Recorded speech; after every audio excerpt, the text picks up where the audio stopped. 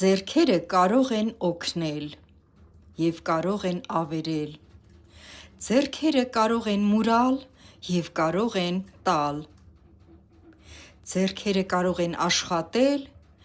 և կարող են հանգստանալ։ Ձեռքերը կարող են փաղաքշել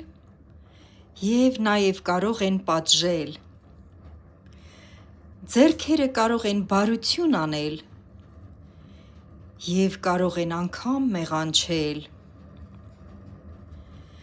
Ձեռքերը լինում են հզոր և լինում են տկար։ Ձեռքեր կան հոգատար և ձեռքեր էլ կան անփույթ։ Ձեռքեր կան ջանասեր, ձեռքեր էլ կան շատ ծույլ։ Ձեռքեր կան աղոթքում վեր հառնած և ձեռքեր կան անհույս խոնարհված։ Ձեռքեր կան ժլատ և ձեռքեր կան բաշխող։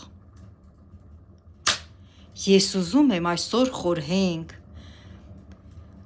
թե ինչպիսի՞ն են մեր ձեռքերը։ Այս բոլոր նշված տեսակներից ո՞րն են քո ձեռքերը և իմ ձեռքերը։ Առաջինը